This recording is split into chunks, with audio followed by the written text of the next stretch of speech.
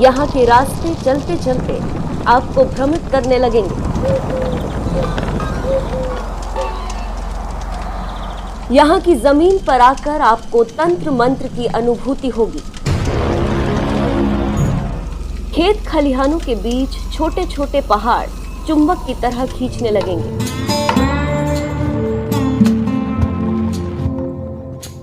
Being घुमक्कड़ की team आज ऐसे ही रहस्यमयी सफर की साक्षी बनी। ग्वालियर से 38 किलोमीटर दूर इस अजीबोगरीब 64 योगिनी मंदिर की ओर कदम बढ़ाएं, उससे पहले यहाँ का इंट्रोडक्शन दे देना बेहद बेहद जरूरी है। बींग घुमक्कड़ के चाहने वालों को अभी हम इतना भर कह सकते हैं कि जब तक इस जमीन पर सूरज की रोशनी रहेगी तभी तक मुसाफिरों के कदम यहाँ थमेंगे।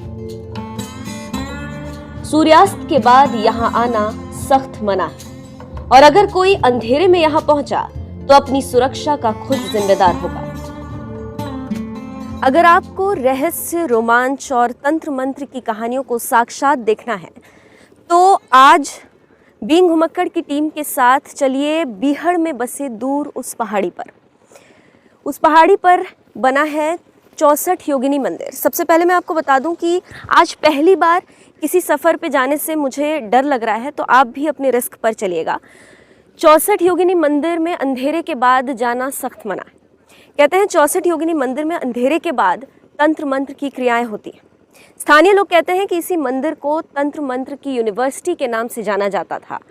इतिहासकारों का मानना है कि 64 योगिनी मंदिर को देखकर ही लोकतंत्र के सबसे बड़े मंदिर यानी कि संसद भवन का निर्माण हुआ। तो आखिर सच क्या है? ऐसे कई रहस्यमयी सवालों का जवाब आज हम ढूंढेंगे, तो दिल थाम के बैठिए।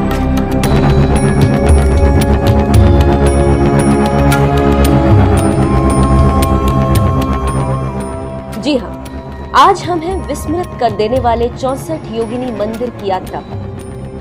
तंत्र मंत्र की बात जो मैंने कही वो सिर्फ सुनी सुनाई बात नहीं है। तांत्रिक गतिविधियों की इन कहानियों का ट्रेलर हमें यहाँ आने से पहले ही मिल चुका था।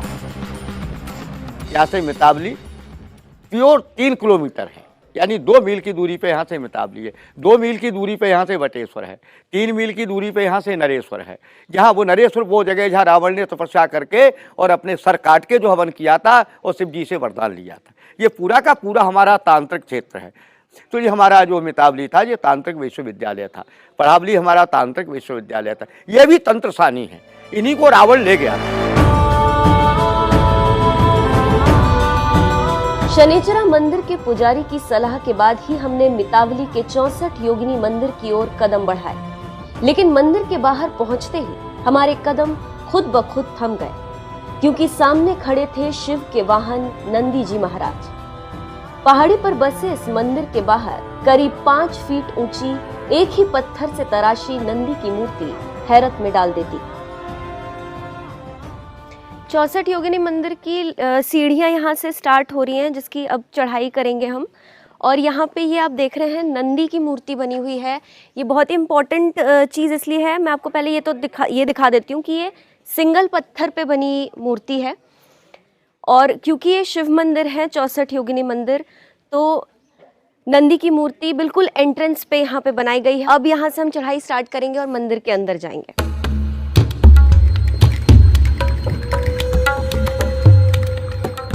नंदी महाराज के दर्शन के बाद ही शुरू होना था सबसे मुश्किल सफर। ये सफर उन सीढ़ियों से होकर आगे बढ़ता गया जिन पर चलते जाने से ही पहाड़ पर बने 64 योगिनी मंदिर पर पहुंचा जा सकता। पत्थरों को काटकर बनाई गई सीढ़ियां किसी की भी फिटनेस का इम्तिहान लेने के लिए काफी। और गर्मियों के मौसम में आप यहाँ पहुंचेंगे तो आपका पसीना पसीना होना तय, जैसा कि हमारे साथ हुआ। मैं तो गिनते गिनते थक गई, कम से कम 100 के आसपास तो सीढ़ियां होंगी। इसका मतलब ये हुआ कि इस मंदिर तक पहुंचने के लिए आपको अच्छी खासी थकान से गुजरना पड़ेगा। लेकिन जब आप सीढ़ियां चढ़ते हुए पहाड़ी के ऊपर पहुंचेंगे तो आपको नक्काशी से भरा हुआ मंदिर दिखेगा, जिसका ज़रा ज़रा कई सौ साल पुराने इतिहास का साक्षी है।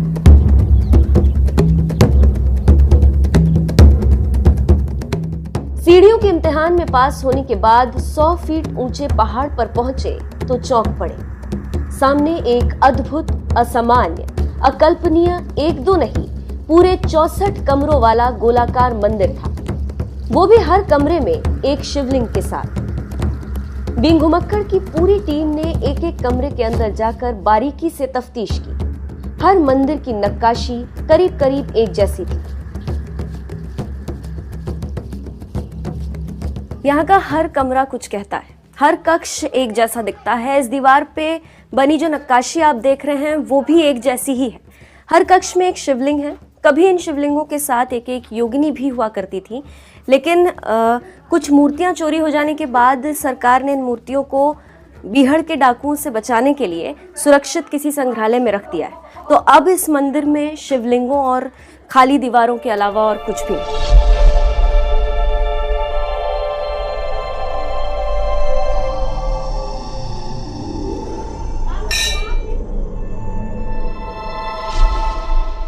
शिव के इस अनोखे धाम में पहुंचकर हमें पता चला 64 योगिनी मंदिर 1323 ईस्वी पूर्व कच्छप राजा देवपाल ने बनवाया।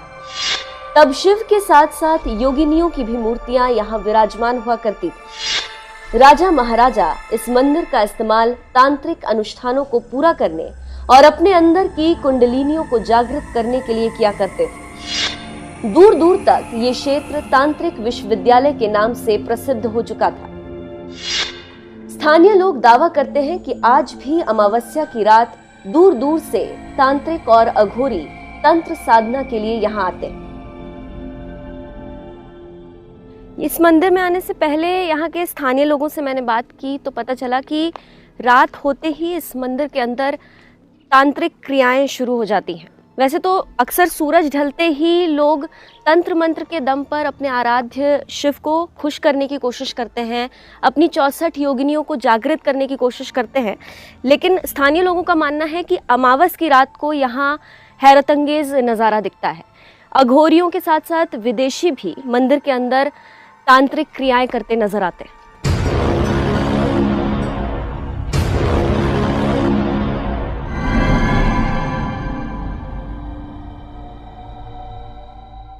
इस मंदिर की ये विशेषता है कि यहाँ पर ये अक्षांश और सूर्य की देशांतर जो रेखाएं होती हैं वो पूरा उसका ध्यान में रखते हुए इस मंदिर का निर्माण किया गया है, जिसमें गोलाकार कमरे हैं और इसके प्रत्येक कमरे में योगिनी और शिवलिंग होते थे। वर्तमान में यहाँ पर योगिनी नहीं है, क्योंकि योगिनी की मूर्तियाँ कहीं म्यूजियमों में या वहाँ से चोरी हो गई, और वर्तमान में प्रत्येक कमरे में शिवलिंग हैं।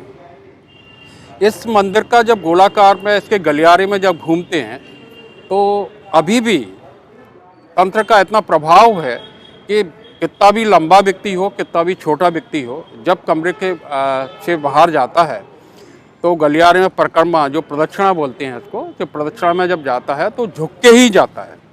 ये उन शक्तियों का ही प्रभाव है जिससे कि किसी भी शक्ति के सामने जब कोई व्यक्ति जाता है तो झुक के ही प्रवेश करता है। ये पूरे के पूरे गलियारे में उसको झुक के ही जाएगा। उसके जो दरवाजे हैं वो भी छोटे ही हैं, क्योंकि किसी भी शक्ति के सामने कितना भी वैभवशाली व्यक्ति हो वो हमेशा नतमस्तक होता है और झुक के ही प्रवेश करता है। इसलिए इस मंदिर में तंत्र क्रिया का एक विशेष प्रभाव है। उसके बाद यहाँ पर तंत्र क्रिया करने के लिए भी काफ़ी लोग आते थे। इसको तंत्र क्रिया का एक विश्वविद्यालय भी माना गया है।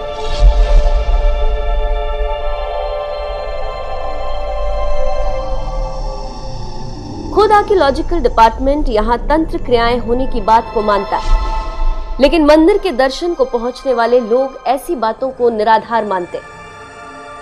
वो गोलाकार स्ट्रक्चर के बीचों बीच बने शिव मंदिर में आकर खुद को धन्य समझते और अपने मन की मुरादों के पूरे होने के लिए परिक्रमा करते हैं।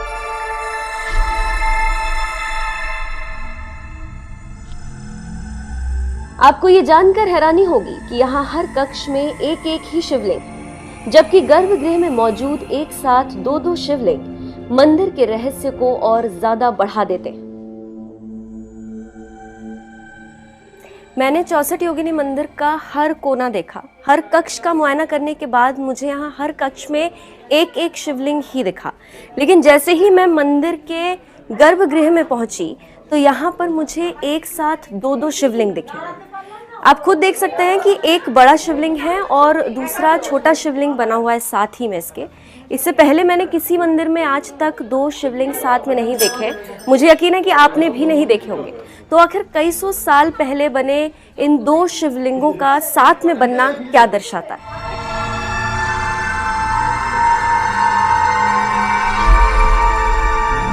इसके बीचों बीच एक बड़ा शिवलिंग है जो अपने आप में एक अनूठा है, जो उस पर विशेष पूजा के लिए जब जो शिव का मुख्य यजमान होता था वो वहीं से उसको हैंडल करके और पूरा सभी गोलाकार जो शिवलिंग और योगिनी होते थे वहाँ से उसको पूरा अभिषेक किया जाता था और एक बहुत बड़ा केंद्र रहा।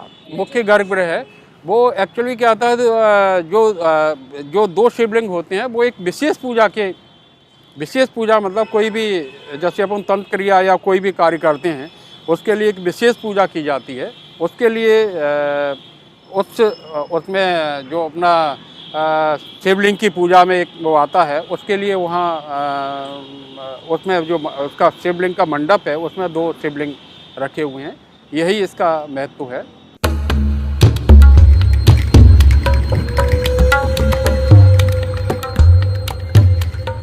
अगर आप भारतीय लोकतंत्र के मंदिर यानी संसद भवन की इमारत का टॉप एंगल और 64 योगिनी मंदिर की तस्वीर को देखेंगे तो दोनों एक जैसे लगेगा एक दूसरे की हमशक्ल। दोनों की बनावट काफी हद तक एक जैसी लगती। कुछ इतिहासकार मानते हैं कि 64 योगिनी मंदिर से ही संसद भवन का डिजाइन लिया गया। लेकिन क्या ये दावा सच है? इस दावे का सच जानने के लिए हमने मंदिर के एक एक हिस्से में जाकर पड़ताल की। हम अंदर के हिस्से में तो घूमे ही, बाहर के हिस्से को भी बारीकी से देखा। हमारी पड़ताल और लोगों से बातचीत के बाद जो कुछ रिजल्ट निकल कर आया वो आप सुनेंगे तो हैरान रह जाएंगे। अब उस फैक्ट की पड़ताल करते हैं जिसको लेकर स्थानीय लोगों और इतिहासकारों का एक बड़ा हिस्सा दावा करता है कि मुरैना के इस 64 योगिनी मंदिर के डिज़ाइन से ही 100 साल पुराना संसद भवन का निर्माण हुआ। तो अगर मैं बीइंग घुमक्कड़ की नज़रों से देखूं तो वैसे तो इस मंदिर का बाहरी स्ट्रक्चर संसद भवन के बाहरी स्ट्रक्चर से मिलता जुलता है। इनफैक्ट इस मंदिर के अंदर की जो पिलर्स हैं वो भी संसद भवन की पिलर्स से मिलती जुलती हैं।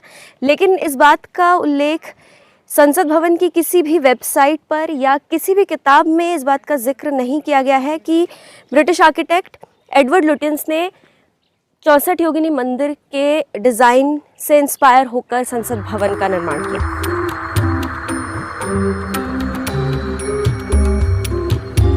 मिस्टर लुटियन आर्कियोलॉजिस्ट थे।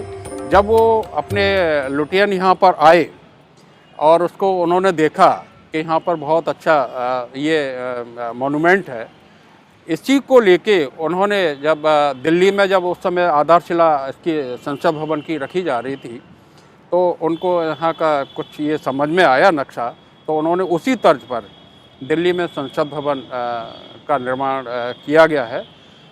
केवल दोनों में अंतर है तो ये है कि इसमें जो बाहर की ओर है, मिताबली के 64 योगिनी मंदिर पर जो बाहर बने हुए पिलर हैं वो उसमें अंदर हैं और संसद भवन में वो बाहर की ओर है। तो बाहर से दिखता है कि ये संसद भवन है और ये और देखने में ऐसा लगता है कि दोनों में समानता है, लेकिन ये अलग अलग हैं और इसमें काफ़ी अंतर भी रहा है।